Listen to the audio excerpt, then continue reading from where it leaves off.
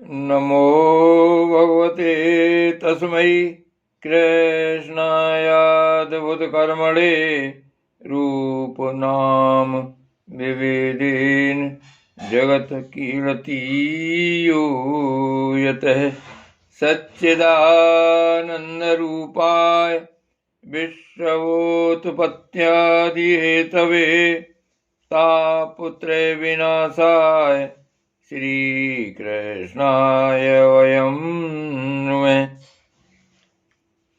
श्रीमद् भागवत महापुराण चतुर्थ स्कंध 14वां अध्याय। राजा वेन की कथा।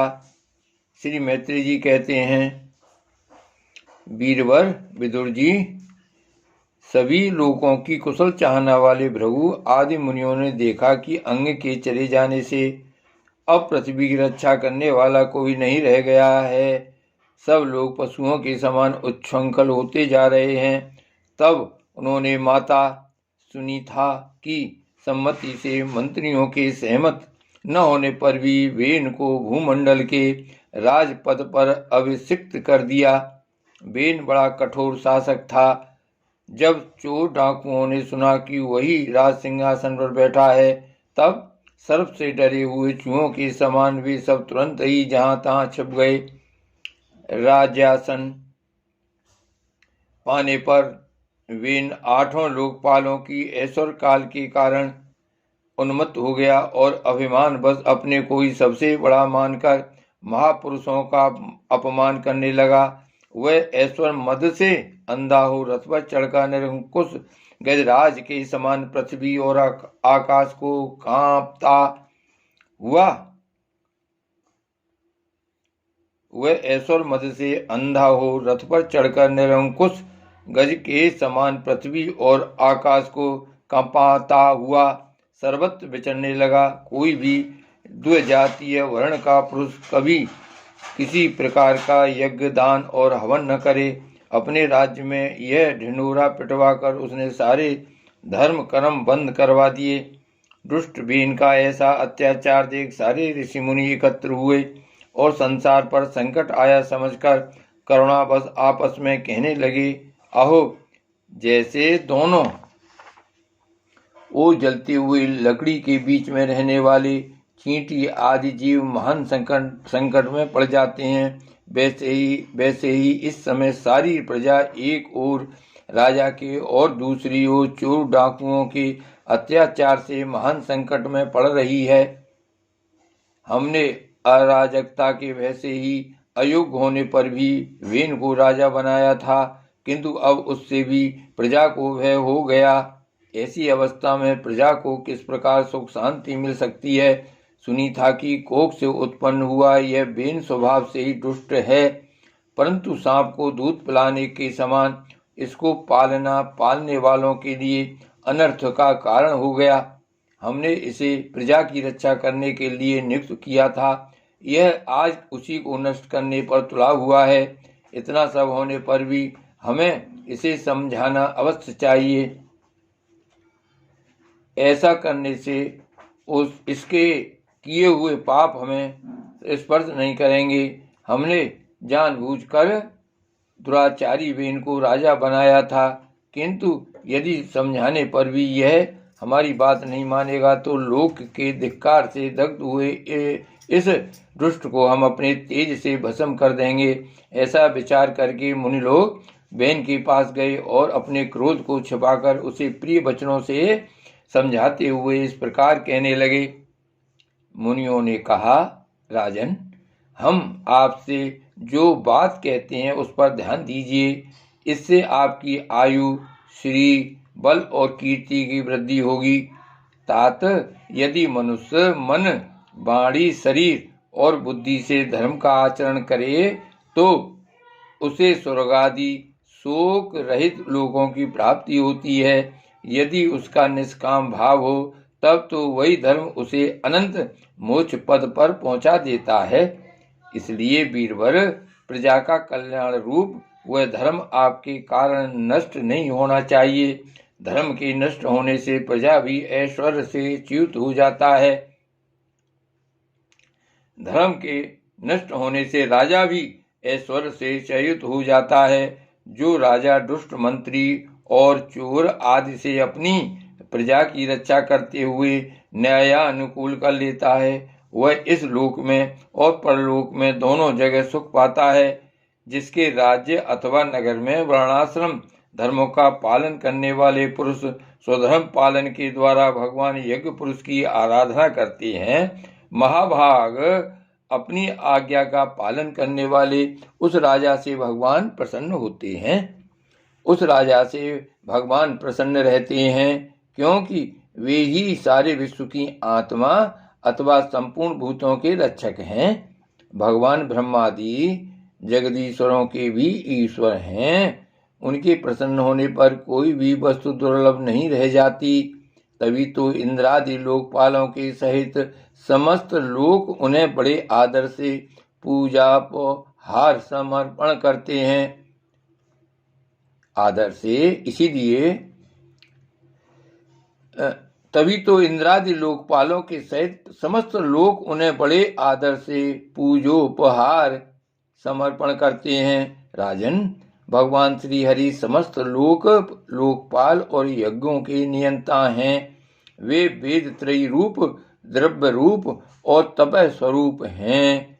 इसलिए आपके जो देशवासी आपकी उन्नति के लिए अनेक प्रकार के यज्ञों से भगवान का आयोजन करते हैं, आपको उनके अनुकूल ही रहना चाहिए। जब आपके राज्य में ब्राह्मण लोग यज्ञों का अनुष्ठान करेंगे तब उनकी पूजा से संपन्न होकर भगवान के अंश स्वरूप देवता आपको मनचाहा फल देंगे। अतः वीरवर, आपको यज्ञ आदि धर्मानुष्ठान बंद करके देवताओं का तिरस्कार नहीं करना चाहिए। बेन ने कहा, तुम लोग बड़े मूर्ख हो, खेद है, तुमने अधर्म में ही धर्म बुद्धि कर रखी है।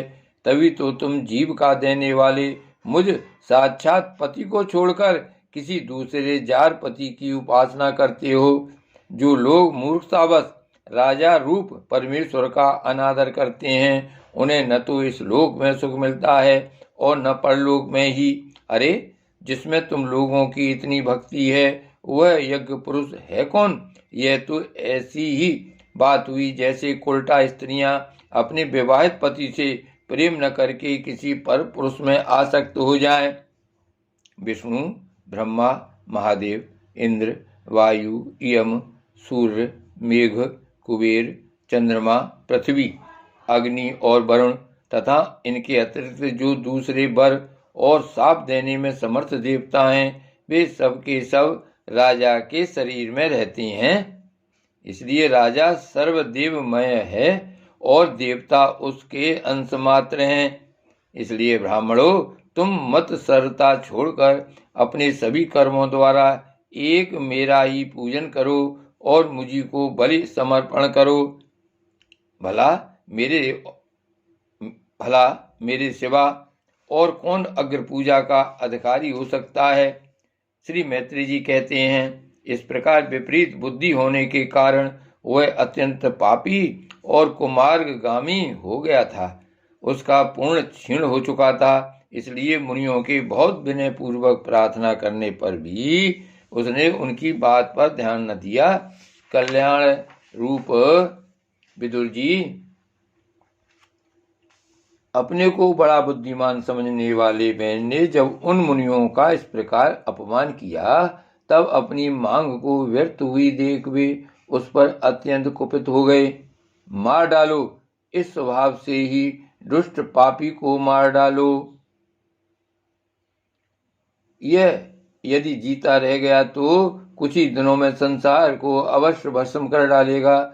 यह दुराचारी किसी प्रकार राज सिंहासन के योग्य नहीं है, क्योंकि यह निर्लज्ज साक्षात यज्ञपति श्री विष्णु भगवान की निंदा करता है। आओ, जिनकी कृपा से इसे ऐसा ऐश्वर्य मिला, उन श्रीहरि की निंदा अभागे बेन को छोड़कर और कौन कर सकता है?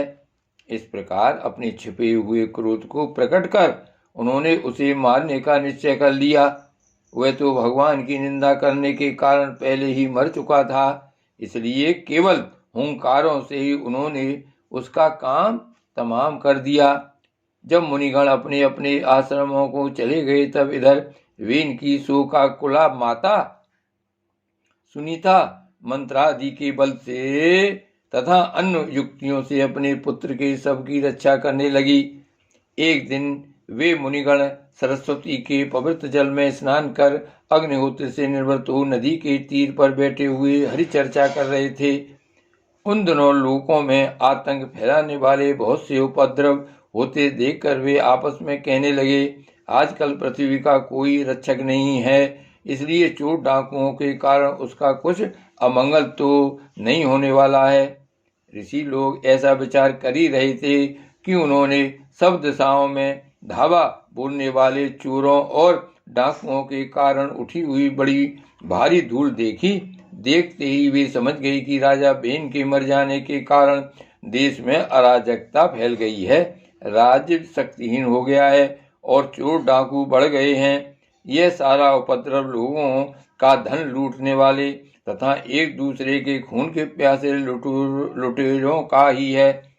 अपने तेज से अथवा तपोबल से लोगों को ऐसी कुप्रवृत्ति से रोकने में समर्थ होने पर भी ऐसा करने में हिंसादि दोष देखकर उन्होंने इसका कोई निवारण नहीं किया। फिर सोचा कि ब्राह्मण यदि समदर्शी और शांत स्वभाव भी हो तो भी दोनों की रक्षा करने से समदर्शी और शांत स्वभाव भी हो तो भी दीनों की उपेक्षा करने से उसका तप उसी प्रकार नष्ट हो जाता है जैसे फूटे हुए घड़े में से जल बह जाता है। फिर राजऋषि अंग का वंश भी नष्ट नहीं होना चाहिए, क्योंकि इसमें अनेक अमोघ शक्ति और भगवत पारायण राजा हो चुके हैं। ऐसा निश्चय कर उन्होंने मृत राजा की जांघ को बड़े जोर से मथा तो उसमें से एक बौना पुरुष उत्पन्न हुआ और कोए के समान काला था। उसके सभी अंग और खासकर भुजाएं बहुत छोटी थीं, जबड़े बहुत बड़े, टांगें छोटी, नाक चपटी, नेत्र लाल और केश तांबे के से रंग के थे। उसने बड़ी दीनता और नम्र भाव से पूछा कि मैं क्या करूं? तो ऋषियों ने कहा, निषिद्ध बैठ जा। इसी से वह निषाद कहलाया। उसने जन्म लेते ही राजा बेन के भयंकर पापों को अपने ऊपर ले लिया, इसीलिए उसके वंशधर निषाद भी हिंसा, लूटपाट आदि पाप कर्मों में रत रहते हैं। अतः वे गांव और नगर में न टिककर वन और पर्वतों में ही निवास करते हैं। श्री भागवत भगवान की जय। श्री गोवर्धननाथ की जय। श्री वल्लभाधीश की जय।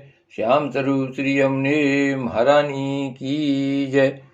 परम दयालु साईं जी की जय।